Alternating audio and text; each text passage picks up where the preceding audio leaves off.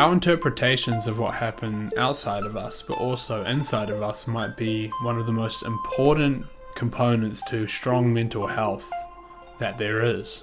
And if that's the case, how can we use interpretations in a way which benefit us and don't drag us down anymore? First of all, let's land on what an interpretation really is.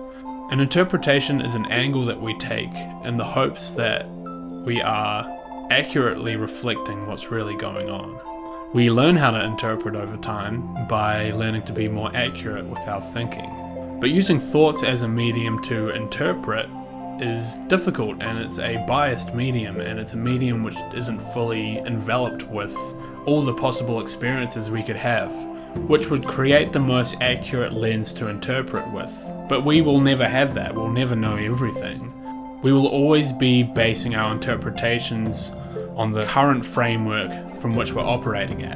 You could think of it as the most revised set of information that we have accumulated over time.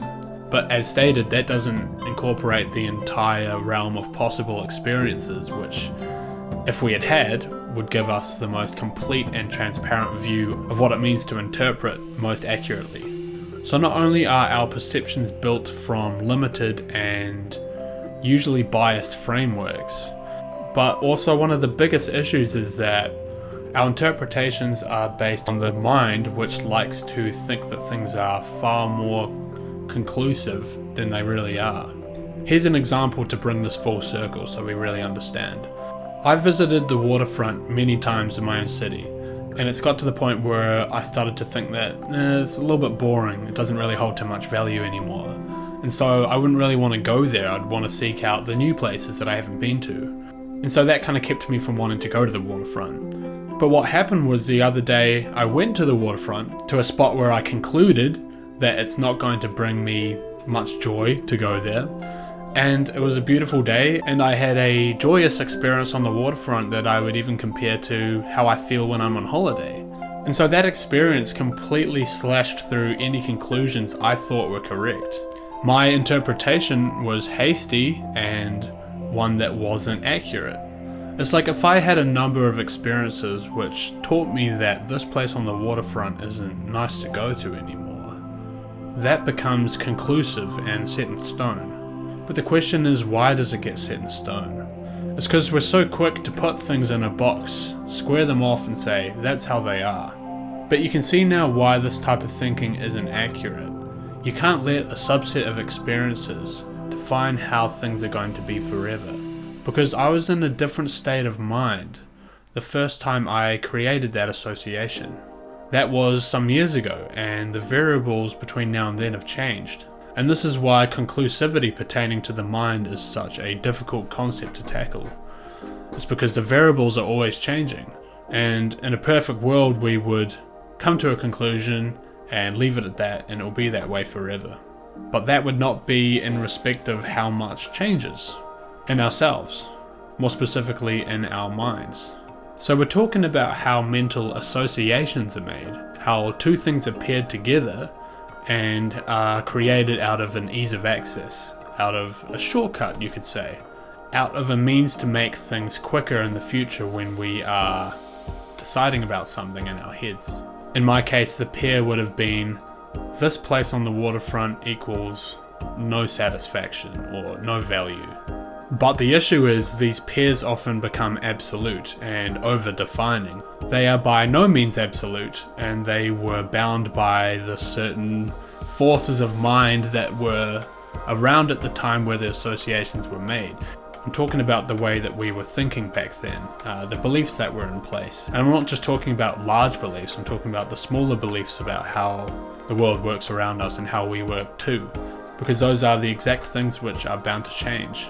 So it would really help us to see when we're creating these kinds of associations and to question how right they really are. Because if we don't, we're going to let the past define the future. Because don't forget, we are a collection of the past. That's literally what our brains are. Events leave impressions on the brain every step of the way, and the brain configures itself to work in respect of those events that have happened and the way that we've understood them.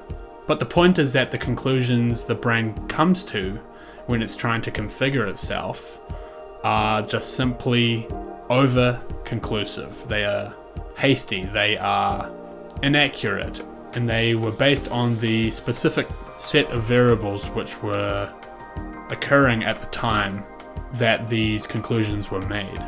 And if we don't question them any further, and we say, okay, yeah, that must be how it is, this equals that, you know, this place isn't good, I shouldn't go there anymore because it brings this result, then we have created confinement for ourselves.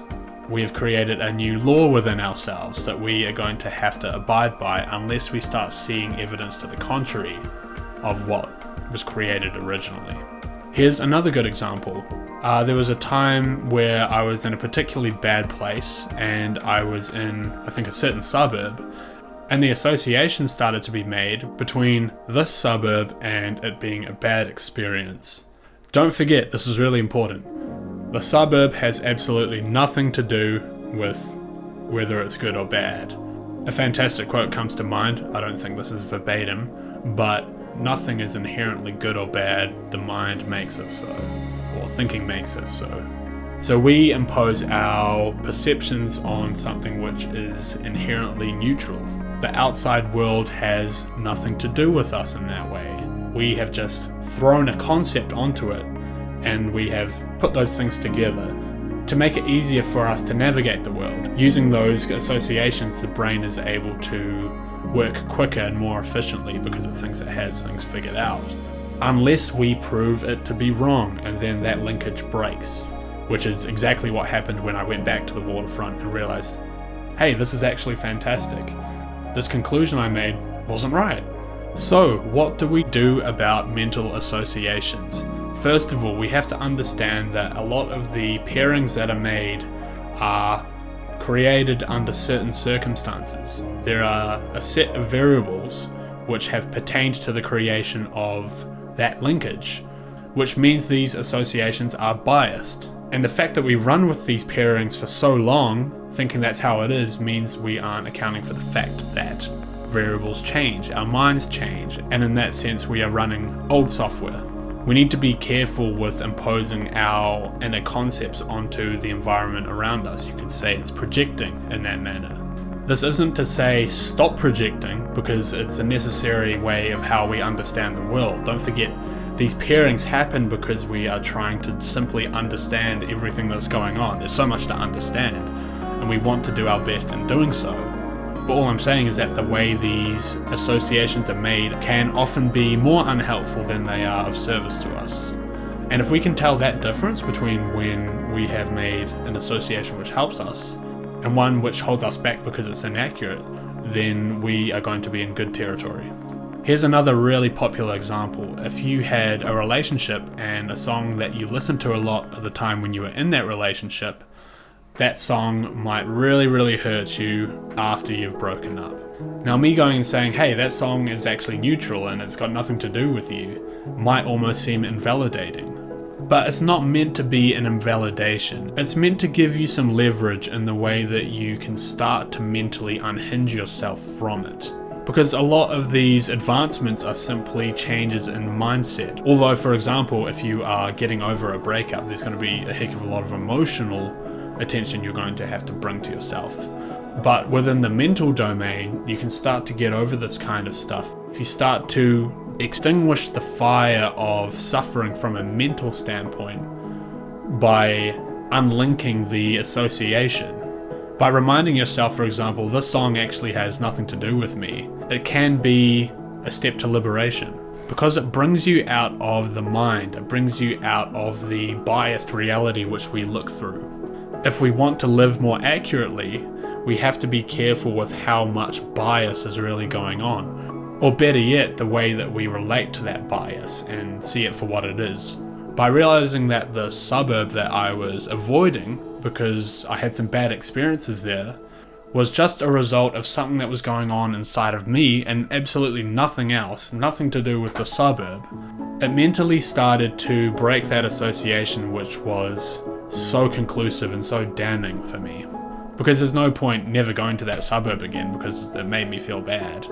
The suburb did nothing. I happened to feel bad whilst I was there, And the side effect was the association that was made, because the mind doesn't want to perpetuate suffering, it's trying to stay away from it.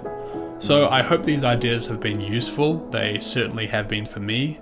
And a lot of the stuff really is just learning to reset our perspectives, or at least understand the perspectives that we are trapped in and why, and how to break out of our own internal biases. And I think there is a heck of a lot of value in doing so.